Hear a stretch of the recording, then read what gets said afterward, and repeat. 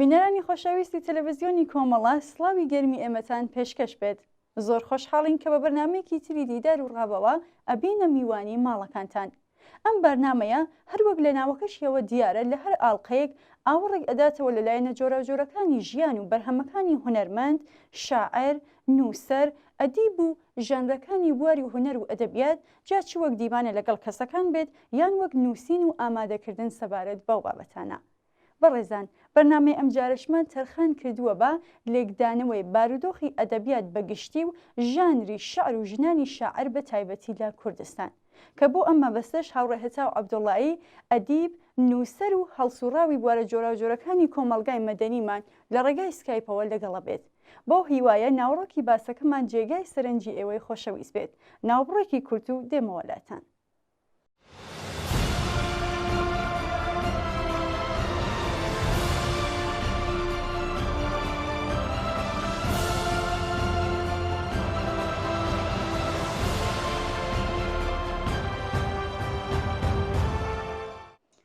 بەڵێ خۆشەویستان، سپاس لەوەی کە بینەرمانن. هاوڕێهێتاومان لەگەڵا. هاوڕێهێتاو سڵاوت لێبێت و سپاس بۆ بەشداریت لەم بەرنمەیە.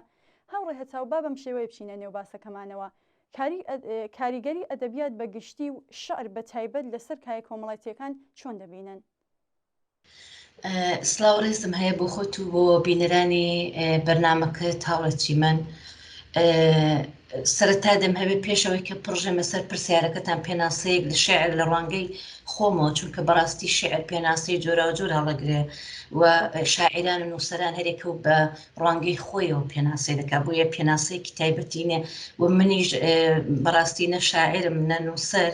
بەڵام هەست دەکەم وەکو خۆم کە خوێنەری دەقی ئەدەبیم و ئۆگرەیەکی زۆرم بە ئەدەبیات و بە تایبەتی ئەدەبیاتی کوردیەیە پێناسەیەکی خۆم بدەم لە شێعر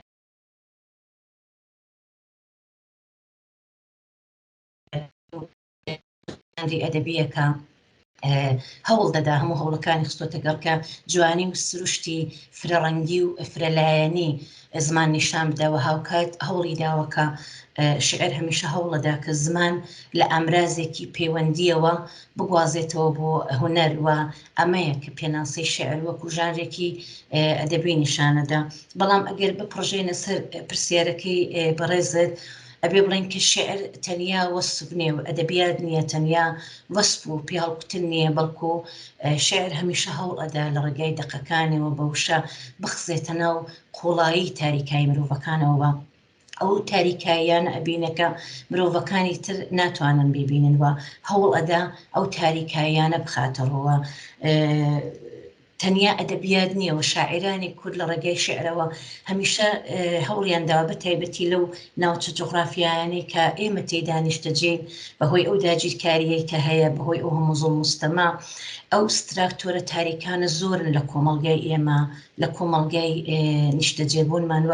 شاعران هەمیشە هەوڵیان داوەکە ئەو ستراکتۆرە تاریکانە ببینن و بیخەنە بەر دیدی خوێنەرانیان و سنووری بینینی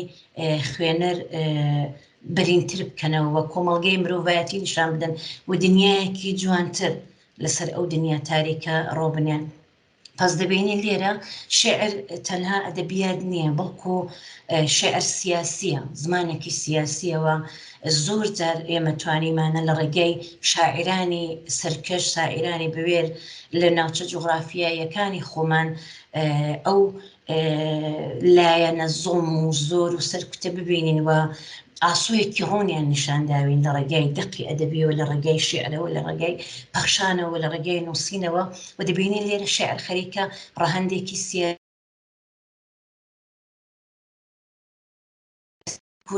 لەو شوێنێکە داگیرکاری بەسەرماندازاڵە دنیایەکی بەرینترمان نیشان دەدا، ئاسۆیەکی ڕوونتر، بۆیە بێگومان ئەتوانێت شۆندانەری هەبێ لەسەر هاوکێشە سیاسیەکان، لەسەر دیاردە کۆمەڵایەتیەکانی کۆمەڵگای ئێمەوە. ئەو زمانەی کە شێعر هەیەتی بێگومان زمانی ڕۆژانە و پەیوەندی ڕۆژانە ناتوانێت بیبێ، بۆیە هاوکات شێعر کە ژانرێکی ئەدەبیە کە جوانی و سروشتی هەمە دەلالەتی زمان نیشانەدا هاوکات ئەتوانێ ستراکتۆرە تاریکەکانی کۆمەڵگانیشان بدا و زمانی پێیف بێ بەرەو ئاسۆی ڕوندش بە زۆڵم و تاریکیوە لە کۆمەڵگەی ئێمەدا لە ئەدەبیاتی کوردیدا بەخۆشیەوە شاعرانێکی زۆر بوێر بوونیان بووە کە بە شێعر بە سرودەکانیان توانیوانە ئەو ڕەهەندە سیاسی زمانی شاعریش بپێکن بۆیە بێگومان ئەتوانێت شۆنداینەری هەبێت. هەوڕێ هەتاو لە کۆمەڵگای کوردستاندا ژانی شار دەورێکی بەرچاو هەبووە و تا ئێستاشی لەگەڵدابێت هەیەی لەسەر ئاراستەکردن هاندار و هێوەرکردنەوەی بیر و ئەندیشە و هەستی تاکەکانی کۆمەڵ بەم گرنگیەوە بارودۆخی گشتی شعر لەم سەردەمەدا چۆنە؟ بێگومان هەوڕێ چیمەنهەرەوەی کە لە پرسیاری سەرەتاوە ئاماژەمان پێکرد شعر لە کۆمەڵگەی کوردیدا بەهۆی ئەو بارودۆخە سیاسی کە ئێمە تێداین بەهۆی ئەو زۆڵم و زۆر و داگیرکاریی کە تێداین بە بەهۆی ئەوەی کە فاشیزم و دەسەڵاتی فاشیستی ساڵهایە هەوڵ دەدا کە مۆڕالێک لە کۆیلەبوونی مرۆڤی کورد نیشان بدا بە دنیای دەرەوە بەهۆی بوونی شعر و شاعرانی بوێر و سەرکەشەوە ئەوان توانیوانە ئەو پیلانە لە قاو بدەنەوە ئەو ڕووی واقعیەتی کۆمەڵگاکە کە گەیشتن بە ئازادیە کە چینوێتی بە ئازادیەوە خۆن و خولیاکانی کوردیان خستۆتە بەر دیدی خوێنەرانیان وە خەڵکیان بەرەو ئەو ئاراستەیە ڕاکێشاوە و هەمیشە هەوڵیان داوەکە لە ڕێگای شێعر و ئەدەبیاتەوە زمانی بوێری سەرکەشی کورد نیشان بدەنەوە کورد لەو قوربانی بوونەی کە لەو حاڵەتە قوربانەیە کە داگیرکەران هەوڵیان داوە بە کۆمەڵگای دەرەوە نیشان بدەن دوور بکەنەوە تاکێکی سەرکەش تاکێکی بوێر تاکێکی ئازادی خواز لە کورد و لە کۆمەڵگای کوردی نیشان بدەن ئێمە دەبینین کە من دەمەوەکو ئاماژە باز لەو شاعرانە بکەم کە لە سەردەمی خۆمدا بوونیان بووەوە لەگەڵ بە شعرەکانیان ئێمە پەروەردە بووین وەکو مامۆستا شێرکۆبێ کەس کە توانیوێتی لە ڕێگەی شعر و ئەدەبیاتەوە خۆی بخزێنێتە ناو هەموو ئازارەکانی خەڵکەکەیەوە ئەوەی کە ئەبینین بۆ نمونە لە کتێبی گۆڕستانی چراکان ئەگە خوێنەر گۆڕستانی چراکان ئەخوێنێتەوە ئەبینێکە ئەم کتێبە سەرڕای ئەوەی کە ئەوەندە تراژەدی کە ئازارەکانی ئەنفال ئەنووسێتەوە کە دەیخوێنێەوە هەست دەکەی خۆت لەگەڵ تاک بە تاکی ئەو کەسانێک کە ئەنفال کراون خەریکی ئەنفالەکرێ ئەوەندە زیندوو ئەوەندە جوانتوانیوێتی ئەو تراژەدی کە بگوازێتەوە یا ئەبینین لە شعری ئێستا کتێک نیشتمانە خەریکە پارامترێک لە ئازادی خوازی و یەکسانی ئەدا بە کۆمەڵگا و خەریکن فەرهەنگ سازی ئەەکەن لە ناو کۆمەڵگەی ئێمەداوە توانیویانە ئەو ئامانجیان بپێکن لە ڕێگای شعرەوە کە بە زمانی نۆرماڵ بە زمانی ڕۆژانەی من ناتوانین لەمسی بکەنیە ئەبینین کە شاعرانی ئێمە توانیویانە لەو بەشەی کە ئێمەین بەداخەوە مناڵانی کورد لە بەهۆی داگیرکاری و سەرکوت و زەبر و زەنگ و کوشت و کوشتارە و ڕۆژانە کوشتن و بڕین و دەست بەسەرکردنی هەرێستا لە ڕۆژهەڵاتەوەی بینین کە مناڵان باوکیان دایکیان دەست بەسەر ئەکرێت لە ڕۆژاوا دەبینین کە لەلایەن ئەرتشی فاشیستی تورکیەوە مناڵان دەگیرێن قوربانی ئەکرێن ئەشکەنجەکرێن بۆ هەموو ئازارە هەوڵیان داوە کە زمانی مناڵان بپارێزنەوە لە ڕێگای شعرەکانیانەوە دنیایەکی جوان بۆ مناڵان ڕۆبنێنوە مناڵان بێبەری بکەن لەو هەموو تند و تیژی و لەو هەموو سەرکوتەوە لانیکەم مناڵان لە شعر و لە ئەدەبیات کە ئێستا لە باشوور خەریکە وانەی کوردیدا خوێندرێتەوە یا لە ڕۆژهەڵات کە مامۆستایانی زمانی کوردی هەرچەند زەبر و زەنگیان لەسەرەوەکو بینیمان مامۆستا زارا کە بەهۆی وتنەوەی زمانی کوردی کەوتە ناو زیندانەوە دەست بەسەرکرا بەڵام توانیویانە ئەم ئەرکە بەڕێ و بەرنوەش مناڵان لە دنیای خۆیاندا بهێڵنەوە لە جوانیەکانیدا بێڵنەوە یا ئێمە ئەبینین کە نووسەرانی بتوانامان هەیە وەکو مامۆستا بەختیار عەلی کە توانیوێتی واقعیەتی کۆمەڵگای کوردی زۆر ڕاستگۆیانە لە ڕێگای ڕۆمانەکانیەوە بگوازێتەوە بۆ دنیای دەرەوە لە وڵاتی کە من لێ ژیانەکەم لە ئەڵمان کتێبەکە ڕۆمانەکانی مامۆستا بەختیار عەلی کە من بە شانازیەوە ناوێن لێ دەبم وەکو شاری موسیقارە سپیەکانە وەکو دوایین هەناری دنیا کە دوو وەرگێڕی بەتوانای کورد مامۆستا پێشەوە و ڕاوێژ زۆر بە جوانی وەرگێڕیان بۆ کردووە خزاوەتە ناو کتێبخانە و بازاڕی کتێبی ئەڵمانیەکانەوە و ئەوان نووسەران و خوێنەری تێکستە قوڵەکان ئەڵێن کە نووسینەکانی مامۆستا بەختیار عەلی یەکێک لە باشترین تێکستەکانە کە ئێمە خوێندومانەتەوە و تەنانەت باز لەوە دەکەن کە بە زمانی گۆتە دەدوێت. گۆتە یەکێک لە شاعرە گەورەکانی ئەڵمانەکە لە ئێستادا زۆر کەم کەس ئاوڕێ لێ ئەداتەوە، بەڵام مامۆستا بەختیار توانیوێتی ئەلبەتە وەرگێڕەکان دەوڕێکی زۆر گرنگیان بۆ توانیوێتی لەو ڕێگایەوە خۆی بخزێنێتە ناو ئەدەبیاتی ڕۆژاوا و ئەوە لە حاڵێکدا کە ئەدەبیاتی ڕۆژاوا ئەدەبیاتێکی عەقڵیە، عەقڵ و منتیق مسەیتەرە بەسەر هەستا، بەڵام سەرڕای ئەو مسەیتەرێ توانیوێتی لە ڕێگای دەق و کتێبەکانی و زمانی خەڵکەکەی نەتەوەکەی ڕاستگۆیانە بە دەرەوە بگەێنێ. بۆیە بێگومان زۆر جوان توانیوێتی شێعر و ئەدەبیات و شاعران شۆندانەریان هەبێ لەسەر ڕەوتی ڕووداوەکان، لەسەر کۆمەڵگە، لەسەر تاک بەتایبەتی لەو بەشە جوغرافیایی کە ئێمە لێ نیشتەجێین. هەوڕێ هەتاو باسی ژنانی شاعر بکەین. لە مێژووی ئەدەبیاتی نەتەوەکانی دراوسێ و بەتایبەت فارسەکاندا چەندین شاعری ژن دەرکەوتون و توانیویانە شان لە شانی شاعرانی گەورەی پیاودەن. لەوانە خاتوو فروغی فەرۆخزاد ئەتوانی ناوبەرین. لە کوردستاندا ژنانی شاعر تا چ ڕادێک توانیویانە خۆیان بسەلمێن و بێنە ڕوو؟ بێگومان هەوەی کە باستان کرد فروغ فەرۆخزاد شاعرێکی تابۆشکێن بوو کە لە سەردەمی خۆیدا کەسێک بوو کە خەلافە جەریان بوو لەو هەموو زوڵم و سەرکوت و ئاستەنگەی کە لەسەر ڕێژنان بوو، توانی شان لە شانی شاعرانی گەورەی وەکو شامل و وەکو باقی شاعرەکان بدا. بەڵام ئێمە شەمانە، ئێمەش بەداخەوە ئاوڕیان لێ نەدراوەتەوە. ئێمە لەناو بۆ نمونە لەناو شاعرانی ژنێ کورد شاعرێکی مەزنی گەورەمان هەیە بە ناوی ژیلا حوسێنی کە ناسراوە بە فروغی کوردان، چونکە وەکو فروغ توانی بربەستەکان ببڕێتا بۆ شکێن بێ و ژیلا توانی ژنان لە کونجی ماڵەوە بێنێتە دەرێ و ئازارەکانیان بڵێتەوە، بە زمانیان بدوێەوە، توانی دەقی شعری نوێ بێنێتە ناو ئەدەبیاتی کوردیەوە، ئەدەبیاتی ژنانەوە بێگومان توانیمانە و ژنانێکی شاعری تریشن.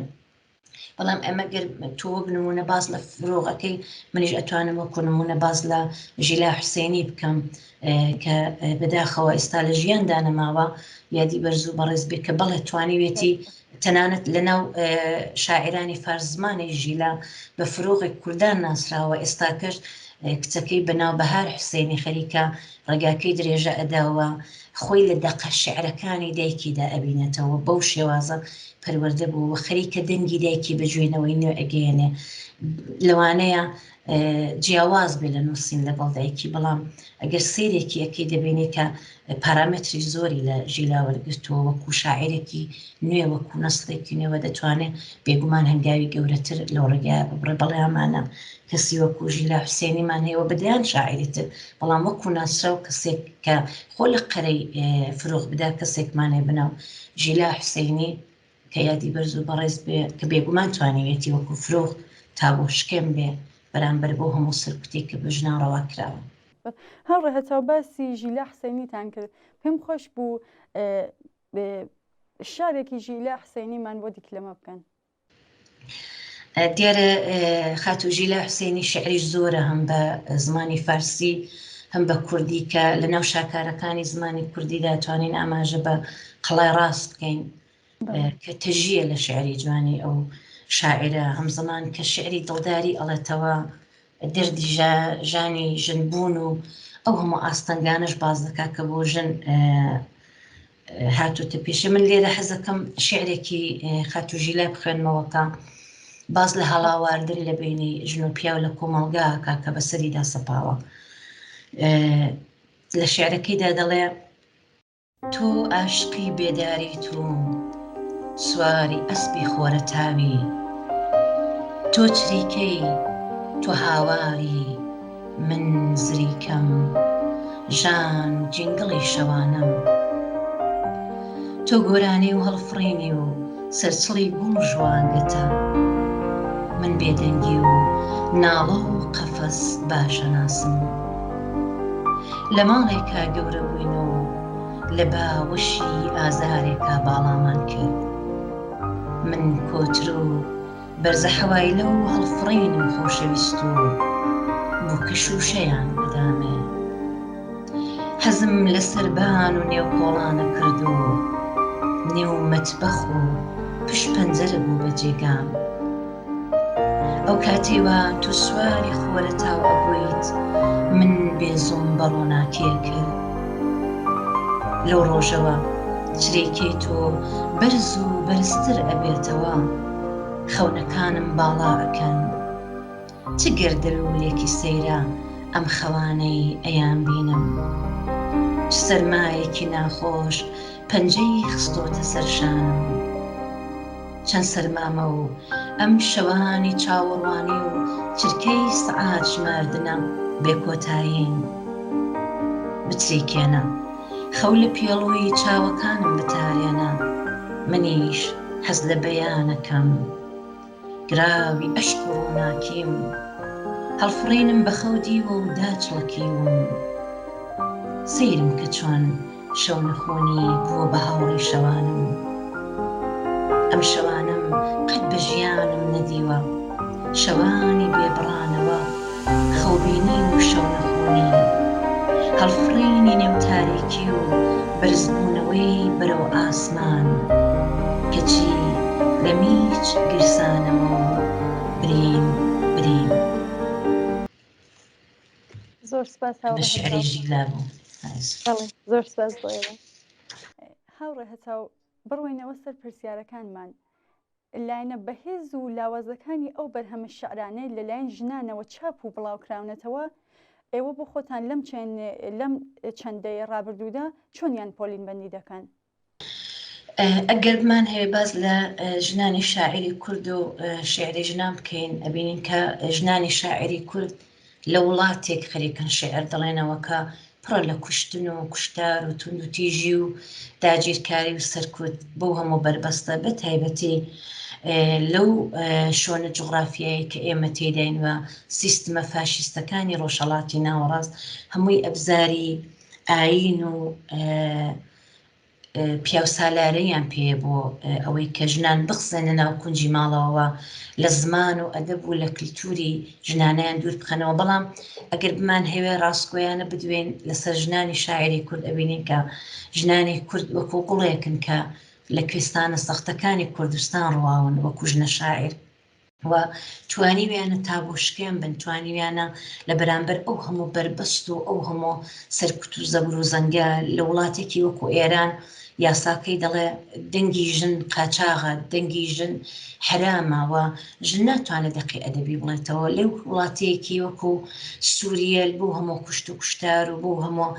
زەبر و زەنگەی کە لەسەر کورتەیە لە تورکیە هەروەها لە هەموو بەشەکان لە باشووری شەر بووە کاتی خۆی و ئێستاکەش بەردەوامە سەرڕای ئەو هەموو زەخت و زۆرە ژنان توانیویانە شعری دڵداری شعری خۆشەویستی سرودی ئازادی خوازی بڵێنەوە و شعرەکانیان لە ناو سرودە شۆڕژگەریەکانیان شۆڕژگەریەکان خەریکە خۆ دەبینێتەوە بۆیە بە تایبەتینەوەی نوێ بە تایبەتی شاعرانی نوێ توانیویانە بەگومان بن نسبەت بە کۆمەڵگا ڕەخنە گر بن بوێر بن تا بۆ شکێن بن و ئەمان توانیویانە تا ڕادەیەکی زۆر ئەو ئەرکەی کە هەیەە سەرڕای ئەوەی کە شێعر دەڵێنەوە ئەدەبیات لە بواری ئەدەبیەوە کارەکەن دەنگی ژنانیش بوون و ئەو هەموو زەخت و زۆرەیان خستۆتە ناو دەقە ئەدەبیەکانیانەوە و باسییان کردوێتەوە ئەمە خاڵێکی پۆزتیڤ و ئەرێنیە لە شێعر لە ناو ژنانی شاعری کورد بە تایبەتی لە ئێستادا سەرڕای هەموو زەبر و زەنگە تو سیرکە لەو ڕۆژ بگیریانی ڕۆژهەڵات کۆمەڵێکی زۆر دەست بە قەڵەم و شاعیر و نووسەر دەبیندرێ و بوونەتە چقلی چاوی دوژمن و لە تەریقی ئەدەبیاتەوە خەریکن ئەو هەموو سەرکوتی کە بەرامبەر بەژن کراوە هەموو یاسا هەڵاواردن ئامێزانە لە قاو ئەدەنەوە ئەمە خاڵێکی زۆر زۆر پۆزتیڤە بۆ پرسی شعر و ژنانی شاعری کورد خاڵێکی نێگەتیڤیش هەیە کە لاوازە بەداخەوە سەرەتا بایەکشت بڵێم لە کۆمەڵگای ئێمە وەرگێڕ وەکو نووسەر گرنگی پێ نادرێت لە حاڵێکدا وەرگێر کارێکی زۆر ئەستەمیە وەکو بینیمان لە نووسینەکانی مامۆستا بەختیار عەلی ڕاوێژ و پێشەوە چەند بە جوانی توانیان ئەم دەقانت بگوازنەوەوە شێوازی ئەدەبیەکەی بگوازنەوە بە وڵاتێکی ئوروپایی وەرگێڕ ئەتوانێت کاری زۆر گریم بکات لە کۆمەڵگای ئێمە لەناو بەشی ئەدەبیماندا بەداخەوە وەرگێڕ وەکو نووسەر گرنگی پێنادرێت، زۆر جار لە کتێبەکاندا هەتا ناویشی نانووسرێت و ئێمە لە بواری وەرگێڕانی شعر و ئەدەبیاتی بەتایبەتی ژنانەوە کەم و کۆڕیمان هەیە بەڕاستی، چونکە پێویستە ئەدەبیاتی ژنانی ئێمە بەو هەموو زەخت و زۆر و ئەو هەموو ژیانە تراژێدیکە هاوزەمان ئەو هەموو سەرکەشیە ئەو هەموو تابوشکێنیە بەگوێی دنیای دەرەوە بگە، بەڵام نەیانتوانیوە تا ڕادەیەکی باش وەرگێڕانی بۆ بکەنەوە بیخەنە ناو زمانی وڵاتانی ترەوە. ئەگەر وەرگێڕانێکیش کرابێ لە کۆمەڵگای ئێمە وەرگێرانێکی ئەنتروپۆلۆژی بۆ واتەوەکو کللتور و فەرهەنگ نیشانیانداوە، نەک وەکو دەقێکی ئەدەبی وەکو دەقێککە خۆڵقابێ. بۆیە لەو بوارەوە بەڕاستی کەمکاری هەیە، ئەویش دەگەڕێتەوە بۆ ئەو هەموو ئاستەنگ و بە ئەو هەموو گرنگی نەدانا بە زمان و بە ئەدەبیات لە کۆمەڵگای هێمە بەهۆی ئەو هەموو سەرکوت و زەبر و زەنگەوە بە تایبەتی بۆ ژنە و پێویستە نووسەرانی کورد بە تایبەتی پیاوانی دەست بە قەڵم پاڵپشتیان بن، هەوڵێ بدەن کە دەست لە ناو دەستیان بخەن بۆی کە بتوانن ئەدەبیاتی ژنانیش وەکو دەقە ئەدەبیەکانی نووسەرانی گەورەی کورد وەکو شێرکۆ بێکەز وەکو بەختیار ئەلی بگوازنەوە بۆ وڵاتانی دەرەوە بۆی کە دەنگی ژنانی کوردیش بن، ژنانی شاعری کورد. بەشێک لە شێعرەکانی ژنانی شاعری کورد لە باشوور گوازراوەتەوە هەڵگیردراوەتەوە بۆ زمانی فەڕەنسەی و شاعرێکی گەورەی فەڕەنسەی زۆر جوان باز لە شاعرانی کورد دەکات، دەڵێ شعری ژنانی کورد لە ڕێگەی شعرەوە لە کونجی ماڵەوە هاتنە دەرەوە باسی ئازارەکانیان کرد، دوایی سەرکەش بوو تا بۆی شکان و توانی لە شعری یاخیدا خۆی ببینێتەوە. تووڕەن شاعرانی ژنی کورد لەبەرەوەی کە زەخت و زەبریان بەسەرەوەیە، بەڵام هاوکات لەو کۆمەڵگایە خەریکن سرود و شعری دڵداری ئەڵێنەوە. ئەمانە خاڵهایەکی پۆزتیڤن کە لەلایەن ئەو شاعرە بتوانە فەڕەنسەویەوە کە خۆشی ژنە هەست بە ئازارەکانیان دەکا ئەڵێتەوە ئەویش باز لەوە کاکە پێویستە ئەم شعرانە دەق بەدەق هەڵبگردرێتەوە سەر هەموو زمانەکان بۆ ئەوەی کە زمانی ئەدەبی ژنی کوردیش بخزێتە ناو وڵاتانی ڕۆژاوای وڵاتانی ترەوە بۆی کە خەڵک هەستی پێ بکا لە ناخەڵ.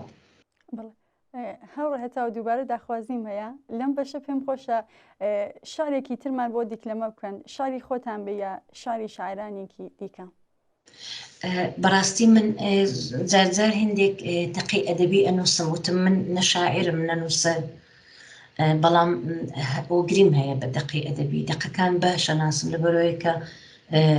بە تایبەتی زۆر هەستێکی خۆشمێ بۆ خوێندنەوەی کتێبی کوردی، فەرهەنگی کوردی و بەڵام چونکە لە ناو پرسیارەکانتدا باسمان لە ژیرا و فرۆخ کرد، من فرۆخ زۆر کاردانەوەی هەبووە لەسەر ژیانی منوە، هەمیشە وەکو پارامەترێک سەیرم کردو وەکو ژیلا. حەزەکەم لێرە شعرێکی فرۆختان بۆ بخێنمەوە کە سرەڕێ ئەو هەموو تاریکیە ئەو هەموو سەخت و وشارە دیسان سڵاو دەکا لە ژیان و لەوانەیە لە ڕوانگەی خۆمەوە ئەتوانم بڵێم دەقێکی زۆر جوانە و هەمیشە ئەم دەقە ئۆلگوی ژیانی من بووە لە سەرەتاوە تا بە ئێستاش. فەرمان. دیسانەوە سڵاو لە هەتاو دەکەمەوە لەو جۆگەیەی بەنێو منە ئەڕۆیی، لەو هەورانەی کەڕامانی درێژم بوون، لە سپێدارەکانی باخەکە کە لەگەڵ منە بە وەرزە وشکەکانە گوزەریان ئەکرد، لەو پۆلە قەلە ڕەشانەی کە ئەتری چێڵگەکانی شەویان بە دیاری بۆ دەهێنم. لەدایکم کە لە ئاوێنەدا ئەژیا و سیمای پیرێتی من بوو، لە زەویش کە ئاڵهای دووبارەکردنەوەی من ناخی گڕگرتووی پڕ لە تۆی سەوز دەکرد، دیسان سڵاو دەکەمەوە. دیسان سڵاو دەکەمەوە و دێم بە پرچەکانمەوە کە درێژەی بۆنەکانی ژێرزەوین، بە چاوەکانمەوە کە ئەزمونەکانی چڕی تاریکین، بەو دەوەنانەوە کە لە بێشەڵانی ئەو دیوی دیوارەکە وەڕنی و من دیسان دێم بەردەرگاکەش پڕ ئەبێ لە ئەشق و منیش لەبەر دەرگاکەدا دیسانەوە سڵاو لەو چێژەش دەکەمەوە کە هێشتا لەوێدا لەبەر دەرگای پڕ لە عشقدا وەستاوە. زۆر سپاس هاوڕێهێتاو. هاوڕێهێتاو باسی زۆر شاعرمان کرد، شاعرانی گەورە، باسی خۆتان بکەین. هاوڕێهێتاو خۆتان زیاتر لە چ بوارێکدا چالاکن، چ وەک کاری ئەدەبی و چ وەک هەڵسوڕاوێکی مەدەنی؟ لە ڕاستیدا وتم لە سەرەتای بەرنامەکەشتەوە من نووسەر نیم، شاعیر نیم، بەڵام حەزم لە دەقی ئەدەبی و لە نووسینەوە و گرەیەکی زۆرمەیە بۆ خوێندنەوە، بەڵام بۆ خۆم دەمێک ساڵە زیاتر لە 15 ساڵەکە کار ڕۆژنامەوانی یەکەم بە هەوڵم داوە ئەو ئەرکەی کە لەسەر شانمە، ئەو ئازارانەی کە لە کۆمەڵگای ئێمە بەرامبەر بە ژنانەکرێ، نەک لەلایەن پیاوی کوردەوە، لەلایەن سیستمەوە، لەلایەن دەسەڵاتەوە، و ئەو ئازارانەی کە بەڕاستی خۆم چێشتومە بتوانم بیخەمە سەر کاغز بینوسمەوە بۆی کە هەتاوەکانی دوای منیش بیخوێننەوە. لەو ماوەیەدا بەخۆشیەوە بەم زوانە کتێبێکم لە ژێرناوی ئازاری ژنبوونەوە بڵاو ئەبێتەوە و هیوادارم بتوانم بەرهەمی زیاترم هەبێ بۆ ئەوەی کە پێویستە کۆمەڵگای ئێمە ژنان تێدا ئازاری زۆر ئەکێشن، نەک لەلایەن تاکی کۆمەڵگاوە. ئێمە مەحسوولی شرایەتێکین کە تێدا پەروەردە دەبین، قوربانی کۆمەڵگایەکین کە فاشیزمی داگیر کرد بەسەری دازاڵەوە، فاشیزم بە زمانی فاشیستەوە لەگەڵ من و تۆ دوێ و یاساکانی دژی ژنانەوە تاکەکان هەردووکی بەژن و پیاوەتێدا قوربانی. هیوادارم بتوانم دوای ئەو بەرهەمە زیاتر هەوڵ بدەم و ئەمە خاڵێکی پۆزتیڤ و ئەرێنی بێ بۆی کە من زیاتر هەنگاوەڵ بگرم و بتوانم زیاتر ئازارەکانی ژنان بنووسمەوە، بڵێمەوە ژنانی کۆمەڵگاکەمان بخەمە بەردیدی خوێنەرانی دەرەوەوە لە داهاتوشدا، هەتاوەکانی داهاتوو کە هیوادارم ژیانێکی خۆشتر و بە ئازادی و یەکسانی ئەزمون بکەن. ئەو ئازارانیان ئەگە خوێندەوە بڵێن کە ئێمە خاوەنی ژنانێک بووین کە توانیان ئازارەکانیان بنووسنەوە و هەوڵیاندا کە دنیا بۆ ئێمە بگۆڕن و هیوادارم بتوانین من وەکو خۆم ئەگە حتا هەنگاوێکی بچوو بە هەنگاوێک هەڵگرم و ساڵهاشە خەریک چالاکی سیاسیم و تا کاتێک کە ڕژیمی کۆماری ئیسلامی لەسەر کار بێ، ڕژیمی داگیرکەری ئێران، بێگومان لە خەبات سڵ ناکەم و ئەو خەباتە بەردەوامە تا گەیشتن بە ئازادی و ڕووخانی نەمانی ئەو ڕژیمە و لە داهاتوشدا بێگومان ئەتوانین دوای نەمانی ئەو ڕژیمە هەنگاوی زیاتر بە یەکگرتووی هەڵبگرین بۆ دامەزرانی کۆمەڵگایەکی مرۆڤتەبەر کە بەری بێ لە تۆند و تیژی. پەیوەندی بزوستنەوە جۆرە جۆرە کۆمەڵایەتیەکان و هونەری و ئەدەبیات بەگشتی و شعر بە تایبەتی چۆن پێناسە دەکەن؟ هەوڕێتی من هەروەک پێشتر ئاماژەمان پێکرد پێم خۆش بوو بشتر کاتێک شعر ئەتوانێت ڕەهەندێکی سیاسی ببڕێ، کاتێک ژنانی شاعری کورد ئەتوانن لە ڕێگای دەقە ئەدەبیەکانیانەوە ئازارەکانیان بنووسنەوە، کاتێک شاعرێکی سەرکەش، شاعرێکی ئازادی خواز ئەتوانێت بە نووسینەوەی سرود و شعر و ئەدەب و دەقی سیاسی کە لە کۆمەڵگای ئێمە گرنگیەکی زۆری پێ ئەدرێ، لەوانەیە زۆرجار ڕەخنەگریش بێ کە ئەوەندە گرنگیە نادرێ بە ئەدەبیاتی تر، مەش بەهۆی ئەو بارودۆخە داگیرکاریە کە بەسەرماندا سەپاوە. وەختێک ئەتوانن ئەمانە دەست لە ناو دەستی یەکنێن و دنیای ئێمە بگۆڕن ئاسوویەکی ئازادی خوازی و خەونێک و خولیایەکی ڕزگاری لە ئێمەدا گەشە دەکا ببوونی ئەم ئەدەبیات و شعرە و بێگومان ئەمانە بەیەکەوە لکاون و بەیەکەوە خەریکن ڕێگایەک ئەپێون. وتم زمانی ڕۆژانە ناتوانێت بەڕاستی وەکو دەقێکی ئەدەبی وەکو شاعرێکی بوێر ئەو خاڵە تاریکانە ئەو ستراکتۆرە تاریکانە نیشان بدە، یا زمانی ڕۆژانەی ژنێک ناتوانێت وەکو ژنە شاعرێکی کوردکە ئەو هەموو سەخت و ئەو هەموو سەختی و تەنگ و چەڵەمەی بینیوە، ئەو هەموو کۆسپە لە بەڕێی بووە و ئازاری چێشتووە کە دەیڕژێنێتەوە بە شێوەیەکی ئەدەبی لەسەر کاغەز دەینووسێتەوە، بێگومان زمای ڕۆژان ناتوانێت. بۆیە پەیوەندیەکی ڕاستەوخۆی هەیە. وتم ئەدەبیات فقط ئەدەب نییە، شعر فقط پێ هەڵکوتن نییە، بە قوڕاندێکی سیاسی ئەبڕێ و زمانێکی سیاسیە بە تایبەتی لە کۆمەڵگای ئێمە کە تاکی کورد هەمیشە چەساوەتەوە، هەمیشە زوڵمی لێکراوە و شاعیرانی کوردیش هەمیشە بە ئەرکی خۆیان زانیوەکە زوڵم و زۆرێک کە بەرامبەر بە ئێمە کراوە بنووسنەوە، بیڵێنەوە، ئاسۆیەکی ڕوونمان بۆ بکەنەوە بێگومان ئەتوانێت بەیەکەوە لەکاو بێ و بێگومان ئەتوانێت داهاتوویەکی ڕۆن بۆ ئێمە بکاتەوە و سنوورەکانی بیرکردنەوەی ئێمە بگۆڕێ بەرفراوانتری بکەم بێگومان ئەتوانێت شۆندانەریانەیە بێتەوە هەمویان بەیەکەوە شۆندانەریان لەسەر یەکترەیە وەکو ئاڵلقەیەکی لە یەکتەنداوان. بەڵێ هەوڕە هەتا من پرسیارێکم نەماوە لە کۆتاییدا ئەگەر خۆتان دەتانەوەی ئاماژە بە شتێکی تر بکەن فەرمونون. منیش قسەیەکم نییە دیارە کاتی بەرنامەکەتان کەمە هیوادارم کە ڕۆژێکدا بێ کە لە ناو شێعر و دەقە ئەدەبیەکانماندا ئەو هەموو ئازارە نەبینین وەک لە کتێبەکاندا ئەیبینین ئەو هەموو زۆڵم و زۆرە نەبینین و شعری کۆمەڵگای ئێمە شعری کۆمەڵگای کوردی شعری دڵداری و خۆشەویستی و بەری بێ لە هەموو تونند و تیژی و ئازارێ و هیوام سەرکەوتنی ئێوەش و بینەرانی خۆشەویستیشتانە سپاس بۆ ئەو دەرفەتێک کە بە منتان داهڕەچن. سپاس بۆتەوە هاڕە هەتا کە بەشداری ئەم بەرنامەیە بووی.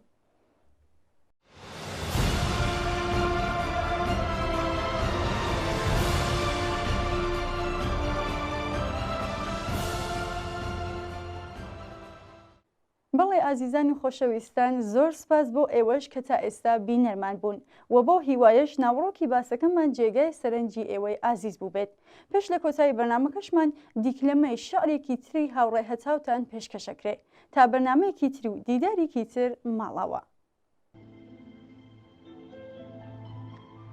جیهانێکی دی جیهانێکی ترمان دەوێت کە مۆسیقارەکان بتوانن نەخەون کە پێکەرتاشەکان نەوەستن بۆ پشوو بەختەوەری هەمیشە ئامانجمان بێت دیار بێت یان نادیار گوڵ لە ڕۆحی زەوی بستێنن زستان بێت یان بەهار جیهانێکی ترم بەرێ تیشک ئەبەدی بێت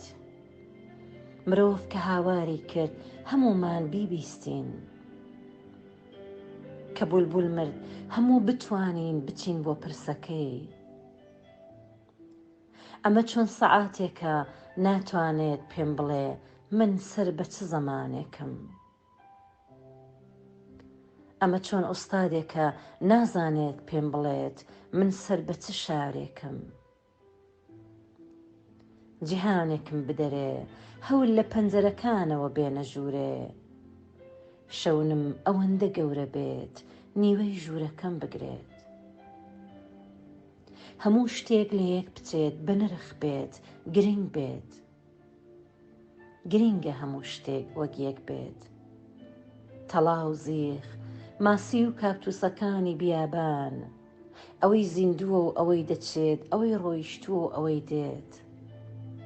ئیتر هەمومان پاڵەوانین درەختەکان و هەنگەکان و ڕیشۆڵەکان ئێمە و نازناز و مێخەکەکان هەمومان پاڵەوانین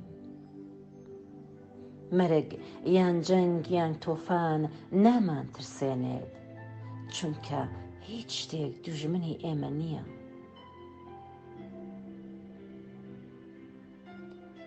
ئیتر ئازایەتی بریتیە لە ئاشکردنەوەی ژەهل لەگەڵ ژیانماندا ئاشکردنەوەی چەقۆ لەگەڵ گردنماندا با هەموو شتێک ئاڵای خۆی هەڵبکات هەموو کەسێک هەموو زیندەوەرێک هەموو پەپولەیەک و هەموو پاساریەک هەموو مەڕێک و هەموو گورگێک بە ئاڵای خۆی هەڵبکات لە دەریادا چەندە ئاڵاکان زۆر بن با هەمویان دەکا بە یەک باران هەمویان دەکا بە یەک با هەموو یەکێک ئامێری خۆی بژەنێت دوجار ئاسمان هەموو دەنگەکان دەکات بە یەک با هەموو شتێک خۆی بێت جیاواز بێت ئاوازی خۆی بخوێنێت دوجار هەموو زەوی تەنیا دڵۆ پێکئاوی گەورەیە و زەمانە ناکۆتاکان هەمومان دەکات بە یەک